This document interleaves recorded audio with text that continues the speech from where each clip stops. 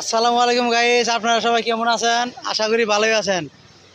এই দাদা তো ওইদিনকে ফেসবুকে, ইউটিউবে, টিকটকে বিজ্ঞাপন দিছে, এখন জানতে চাইতেছে এখন খবর কি আমার কাছে জানতে চাইতেছে যে পাত্রপুত্রী দেখছে না দেখে নাই।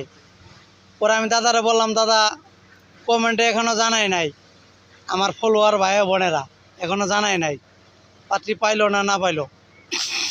অবশ্যই আপনারা কমেন্টে জানাবেন পাত্রী পাইলেন না না পাইলেন। এই দাদাটা খুবই ভালো মনের একটা মানুষ, বুঝছেন? 10 কাঠা জমি লিখে দিবে, আর পাত্রী হওয়া লাগবো কমসম 22 বছর। 20 বছর হলে চলবো, সমস্যা নাই, কিন্তু 22 বছর উপরে হলে চলবো না। সংসারে কাজ কাম তো করা লাগবো, যেমন ভুট্টা টুট্টা শুকাইলে নেওয়া লাগবো, কাটি নেওয়া লাগবো, ফির ভাঙ্গা লাগবো, ধান ভাঙ্গা লাগবো, আবার আড়ি নেওয়া লাগবো, বুঝলেন নাই? নেওয়া পারে, এর লেগে শক্তিশালী একটা লোক লাগবো।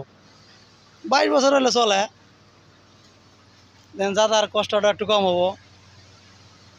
আর সবাই কমেন্টে জানাবেন, ভালো থাকবেন, সুস্থ থাকবেন। এই দাদার জন্য অবশ্যই একটা পাত্রী দেখবেন ভালো দেখা। হ্যাঁ, 10 কাঠা জমি লিখে দেবো। এই দাদার জমা জমির অভাব নাই, টাকা পয়সার অভাব নাই, শুধু একটা মনের মানুষ নাই, এটাই হলো সমস্যা, বুঝছেন?